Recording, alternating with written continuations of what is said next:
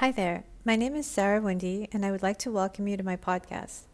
I'm an energy healer, mentor, and coach, helping people create more authenticity and intimacy in their lives so as to reach lasting well being and build meaningful, aligned relationships. I will be connecting with people of similar interests in the show and hope you will find lots of value in it. Thanks for listening. David Miller is a masculine feminine polarity teacher. I first met him through Zac Roedde, who was my very first guest on this podcast. I was intrigued by David's description of the feminine heart as being yang and projecting outwards, and the masculine heart being yin or receptive.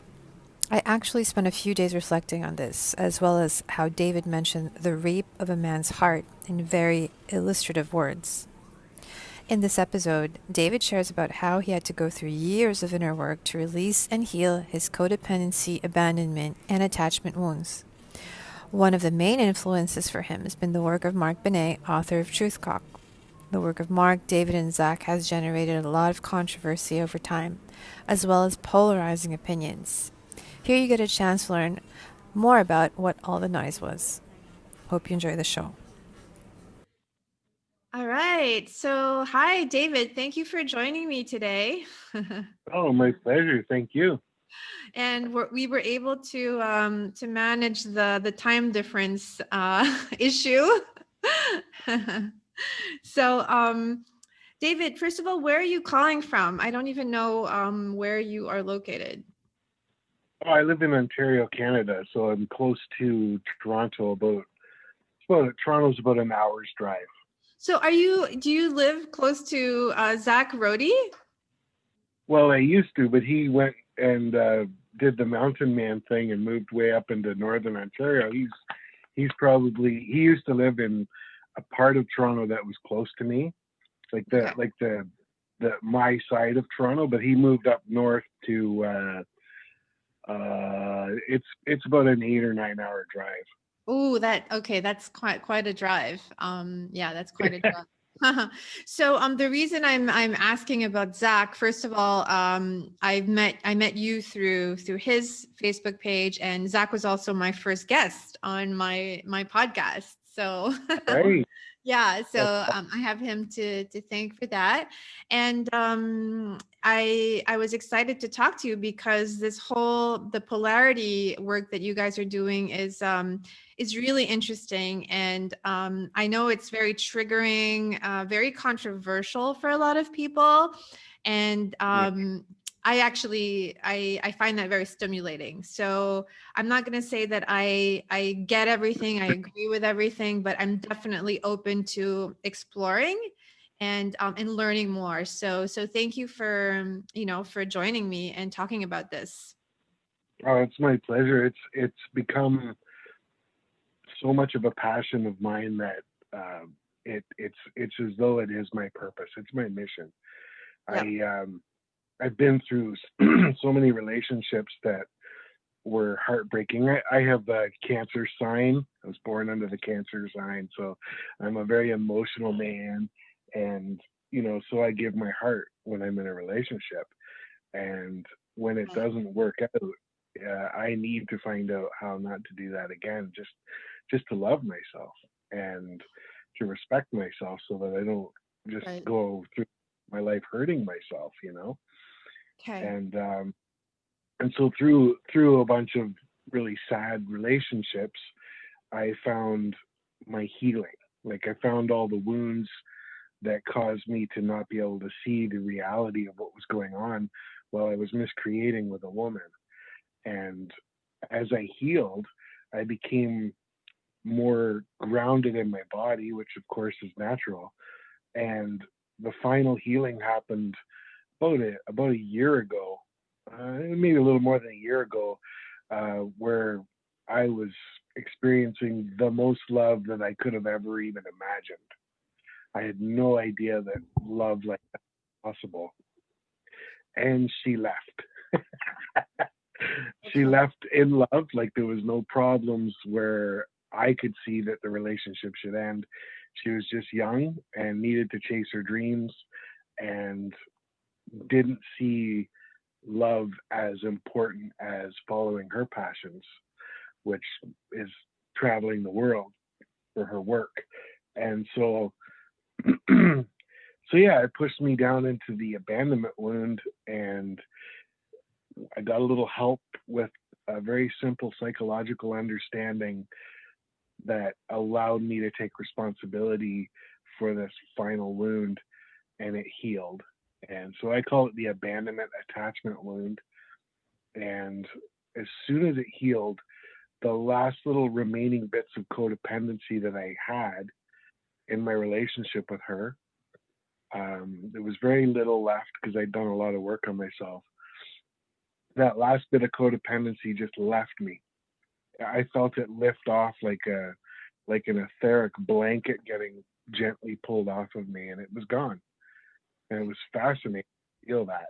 And I instantly became grounded in my core in a very masculine way, but I wasn't I wasn't used to that. I was a very feminized man most of my life, and I had actually had judgments of masculinity that were falling away as I healed. And another person that I'm sure you know, Mark Binet, was doing some very controversial posts and basically, just showing men that you can be masculine. And I got permission from Mark to just feel it and go, okay, yeah, that's it. That's what I need. That's real. That's what's happening. That's what's right for my body. And it was just like, as soon as I accepted it, my core just expanded to encompass my whole body. And so it's not just a core anymore, it's my whole being. And yeah, I just live in this abiding state of inner peace. I guess like a meditator would call it samadhi. I see objective truth in every single thing I look at. So I exist in objective reality. And polarity, I've seen this polarity thing between men and women as our very nature. It's not some fantastical new age thing that somebody should aspire to be because it's better than something else. It just is our nature. It's who we are. Wow. So, yeah, I feel like there's a lot to unpack there. Thank you for sharing that. You like dove right into the meat of the matter there. And let's see. Let's backtrack a little bit, if you will, David. So now you're actually a coach and a mentor yourself, right? Yeah, I've been helping people for many years, but not seriously, and until recently, until about the last 6 months. And because I never felt that I had something of real value until this polarity thing hit me in an embodied way. And Okay. it's literally the end of conflict in relationships. I mean, imagine having a relationship with a partner that has no conflict. It's impossible to have conflict. Something unheard of. Are you currently in a relationship? No. But I can feel it in my body that if I was with a woman that was feminine and she was comfortable with my devotion enough to give me a gift of submitting my leadership and not and also knowing how to take care of my heart so that I can keep my heart open and feel her, then there's absolutely no way that anything could happen between us where there would be a conflict. Everything would just be harmony. I feel when you talk about conflict in that manner, I feel like it's something that you're saying it's something that should be avoided at all costs. And personally, I feel like conflict is a natural part of relationships, and it really is an opportunity for growth, like for both partners to grow. Yeah, I'm talking about the end of growth. There's no need for it to be a lifetime thing. Oh, okay. Yeah, so it's not, excuse me, it's not a bad thing. And I agree with you 100% that when a conflict happens and two people can work through that, then there is growth and people come closer together. But what I'm sharing is how to embody yourself in a way where you don't need that. The embodiment of this polarity, which, so basically how it goes is we talk about a concept. If you're not embodying something, you can only receive it conceptually when you hear the words. Mm-hmm. We do it in a way where you can relate through your own experiences. So hopefully it becomes perceptual. And then it's getting real in yourself. But then you have to make it real through practice, through behavior. And as that happens, it becomes embodied. Mm-hmm. And conflict will arise because if you're already in a relationship with another person and there has been wounding and things have happened that seemed unfair and typical relationship things, then things will surface. But that is for the healing. So it's when you have a devoted man who's grounded in his masculine core, he's not going to allow it to turn into conflict. He's going to lead. If anything needs to be worked through, he's going to lead that in a way where it doesn't even feel like conflict. The work gets done, the growth and the expansion of love happens, but there's no fight. There's no discomfort required. It's just life. Okay, that's interesting concept. Let's go back to this whole polarity teaching. So you mentioned Mark Binet. Do you have other mentors or teachers, or he's the main person you learned this? Well, he wasn't really. I felt like I was on an equal level with him, but I wasn't. Where's the word? I wasn't accepting of what I was experiencing in my body yet, because it was new. It was something foreign, and all he did was give me permission. Just by reading his posts and the way that he carried himself, I could feel that, okay, yeah, there's somebody that's experiencing life the same as me, but he's like completely accepting of it, and I'm new to this. Well, that's all it was that he just showed me that this is the way. So can you, for those people listening who are not familiar with masculine, feminine polarity and embodiment, could you spell that out for them? Like, what is it really? What is the foundation of it? And why is it needed? To me, like, to just kind of put it in a nutshell, to me, it's the direction that the energy flows through the body. The energy flows through our bodies in multiple ways, but there's a main direction that the energy moves through the heart in a man or in a woman. And if a woman is feminine, like, okay, if we talk about it from a perspective of yin and yang, then a woman's heart is yang, which is masculine. So it projects out. It's the projectile. And a man's heart is yin, which is feminine, and it receives.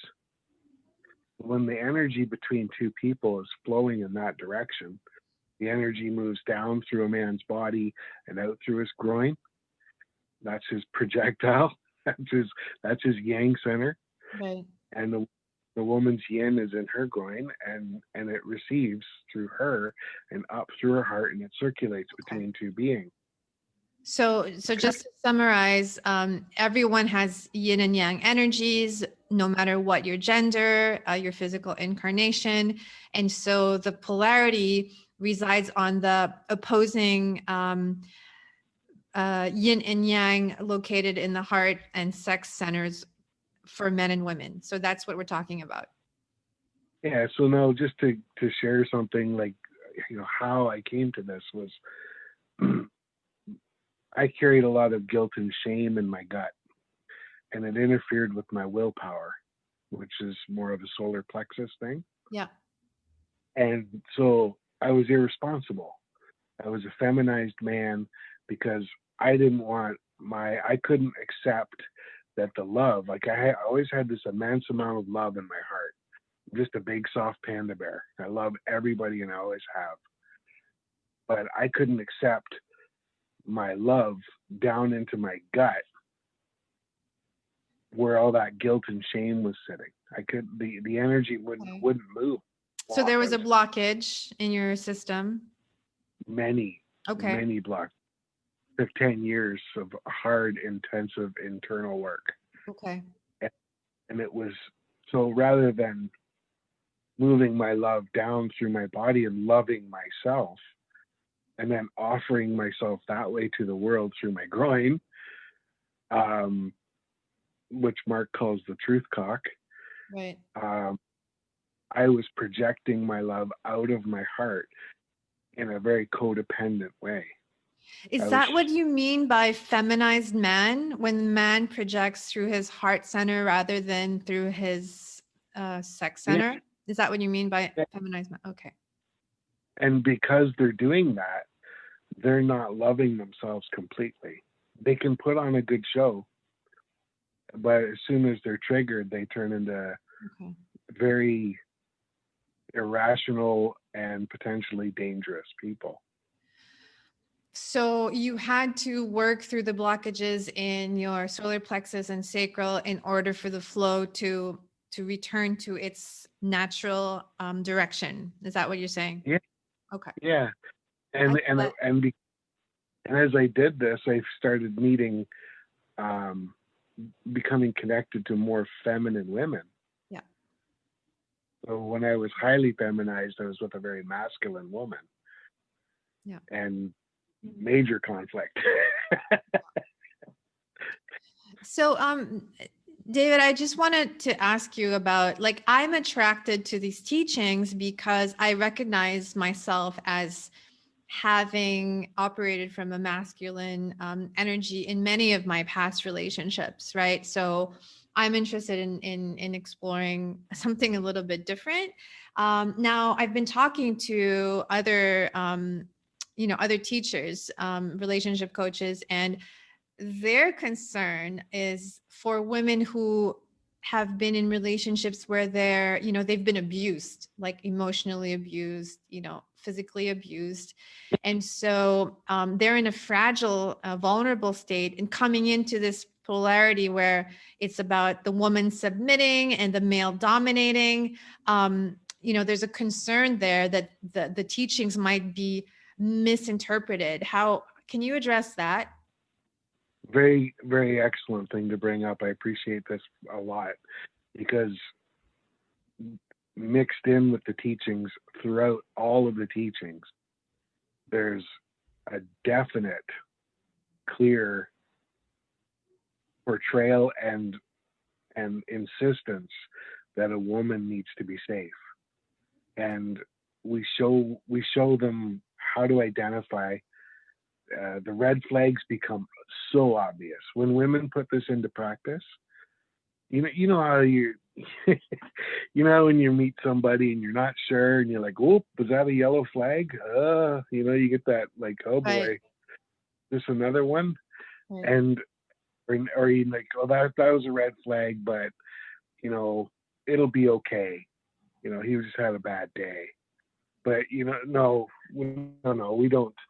I work a lot with Zac and in his group, and I share personally with people one-on-one, and there's no way that we tolerate any of that. There's any sign of abuse, we guide women towards being completely vulnerable as long as they're physically safe in that moment. If they're not, it's time to go. It's time to leave.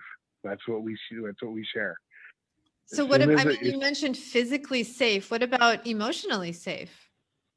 Well, okay, so that's what we need to share about. So emotionally safe, she could get emotionally hurt, but she needs to find out who this man is.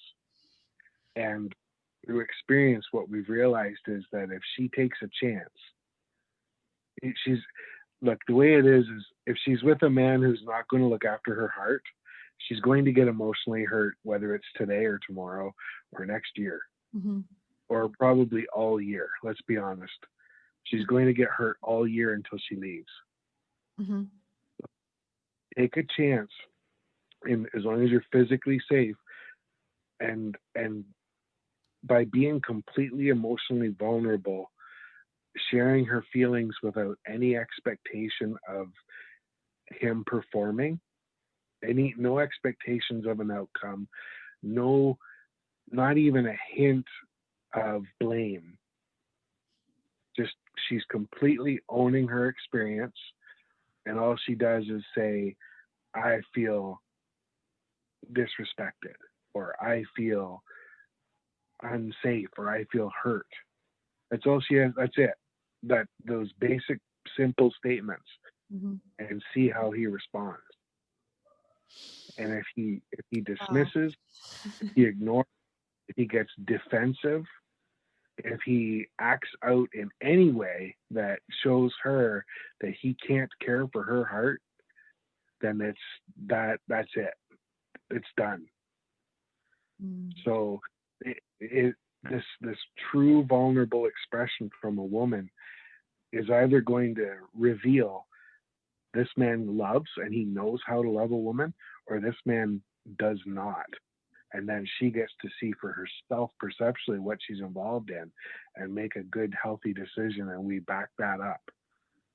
We back that up. We don't try and tell anybody, oh no, he's give him another chance. No, no, no, no. Hmm. Okay, I see like conceptually what you're talking about, and it rings true. However, in practice, if a woman has been stuck in a pattern of emotional of codependency, which you have shared you're familiar with, and emotional abuse, it's going to be very, very tricky for her to, if she's invested 10, 20 years of her life in this relationship. It's going to take a lot of work for her to come to a place of not blaming, not hoping that he would be different, right? Very much. And that's different than of course, than a new relationship where Yeah. you're just getting the buddy.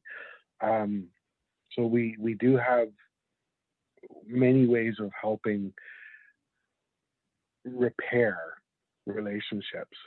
But for a woman, and it is true for a man as well, but not from a space of needing to be safe as much as a woman's concerned. We do share that if he proves himself repeatedly, so let's say she does the work, she does everything that she can, she's becoming more feminine, she's becoming more vulnerable, which of course is terrifying. And he's not following, he's not meeting her with change, Mm-hmm. then she needs to be ready to walk away. Right. And when a woman carries that energy, when she's convicted within herself with that level of love, with that level of self-love, where she just knows, okay, I've got 20 years into this relationship and it's just destroying me the way it was. I'm going to try this and I'm going to love myself.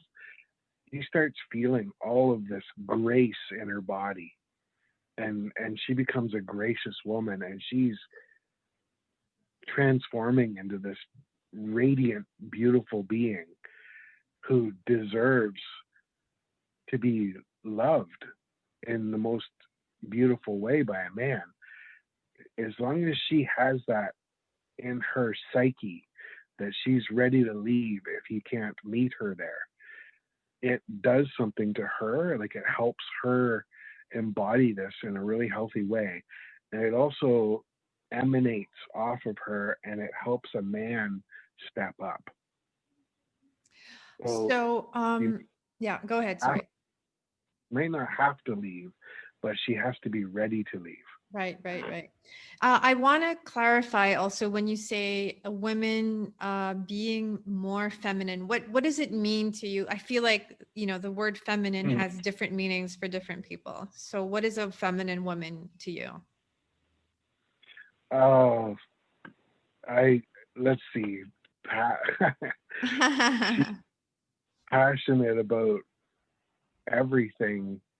When she reaches out and touches something, it's as though she's got this graceful consideration for the energy of what she's touching. When she's warm and soft and caring, like compassionate, um, not so much empathic, but there is an empathy there, but it's not in a way that causes her suffering. Um, she's she's graceful and she's gracious. She's able to give her grace away. That's the best way I can describe it. Okay. I'm just thinking there are a lot of women whom I know who have a very masculine energy, as a matter of fact. So, uh, do you think that they need to be fixed or there's something wrong with them? Oh, no, no, no. And that's something that I have to share. I'm glad you asked that because I have so much compassion for everybody. And I'm not saying that what I'm sharing is right and what they're experiencing in their bodies and their life and the way that they are is wrong. It's not. It's just that I'm 53 years old and I've never met a woman that has masculine energy that is completely happy. Mhm, And so it's not wrong, but it may just not be the best thing for them. mhm, See? mhm, mhm, And mhm. if they are happy, who am I to say they're not? I would never do that. Never, ever. Okay. Okay. So you're just basically presenting a framework for people to explore if, being in their masculine as a woman hasn't worked for them so far. Yeah, Am I yeah. correct? And exactly. And when they start seeing, All right. you know, the effects of the change, like if they just want to try it, Yeah. they just want to take on the concepts and try it. And they start noticing how they feel in their body and they start noticing how men treat them differently. I've literally witnessed a woman, a very feminine woman, turn her predators, a group of three men who had this very predative energy towards her at a gathering. They were concocting their plan. And I was getting ready to step up in service to her. And I watched her change those three men from her predators into her protectors. And she didn't do anything. She just loved them. She gave them her grace. Can you And it was the can you give us more details? This is really interesting. Was it in a social setting or in a like yeah, it was a party okay. and she didn't know them, I didn't know her, and I didn't know them, but I could feel it, and I was getting ready to go and um, Intervene. I well, I wasn't going to take my eyes off her, that's for sure, because I didn't, if she had to go off into the bushes to go pee or something, she was going to be, you know Canada. what I mean? Yeah, yeah, and so, but she felt it. I noticed her feel their energy Okay. at her in this vile sexual predatory type way, and I saw her get a little uncomfortable, and she turned and went straight to them, Okay. and it was a beautiful thing to witness. I was in awe. I was like, "Oh dear, don't go over there, sweetheart. No, no, no." My male perspective of not understanding what was about to happen, and she just walked past them and smiled. I think she said hi, Okay. and her energy swept this vile, ignorance right out of them. My jaw dropped. I could not believe what those guys for the rest of the night were watching over her like big brothers. And That's I could beautiful. feel shifted. Okay. Wow. Yeah, that's really a lot to think about and take in.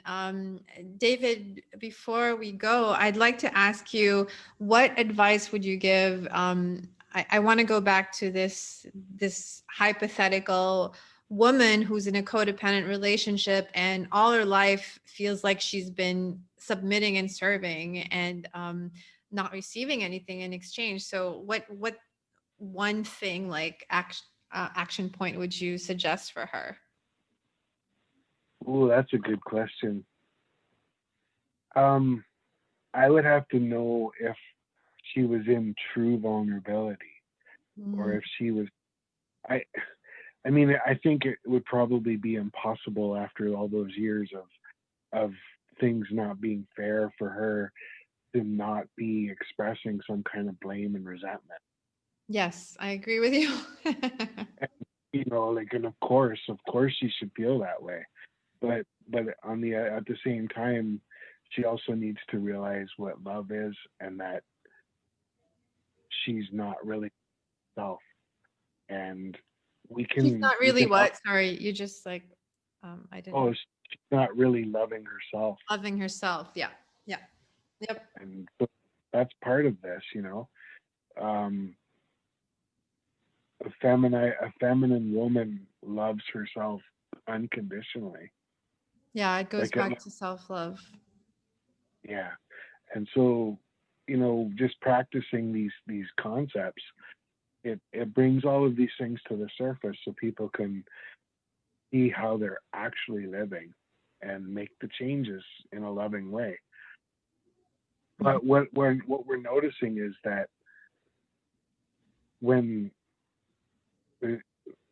when women do this, when they take this responsibility, be absolutely vulnerable, and that's hard to describe. It has no blame, it has no expectation, it's like, but you know, and then women go, well, what about what I need? What about what I want?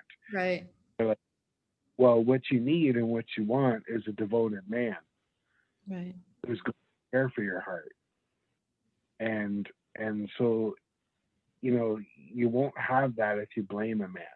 Right. So Right. it's this real, it's like it's a co-creation, but when one person, whether the man or the woman, really applies this and returns to their true nature, the other partner, so far we haven't seen anything really bad, unless it's like a new relationship and it's like, oh, there's a red flag, you know, walk away. But like in people that have been together for years, what we're seeing is that the partner shifts and they're not even conscious of what's going on. Yeah. They just start returning to their nature as well. They become more open, and then the one that was doing the work can share a little bit about what's happening. They're receptive to it, you know, and then it just grows. Right. Right. Yeah, Yeah. it's a process. It's not an overnight thing for sure. Yeah. Well, I wish I'd been aware of the time change and how that was going to affect us, and we would have had more time to chat. You've got another call, you said, right? Yeah. So, but I feel like we covered a lot, David. Thank you. So if people want to, learn more from you, you said you're working in Zach's groups, right? Could you just remind us which groups those are on Facebook? Oh, I don't have the names in front of me. Okay, Maybe. I'll look it up. I know it's a long, these are long names. I'll look it up then. Yeah, I'm one of those people who puts people on speed dial and quick links, so I don't remember. But yeah, so Zach's group is very beneficial. I do one-on-one as well, Yeah. and I'm excited to help people and share this. I share a lot of, if they want to follow me on Facebook, Yep. I a lot of content on my wall, Yep. and Yeah, it'd be great to. Thank you so much for your time, and I'm glad we were able to have this chat in spite of the time difference. Yeah, apologize for Okay. that. Thank you so Thank you, David. I'll talk to you soon. Bye. much. Bye. I hope you enjoyed this episode. Feel free to contact me through my website, www.zarahwindy.com, for questions or comments or even inquiries about my one-on-one coaching services and mentorship. I will personally reply to you. See you next week.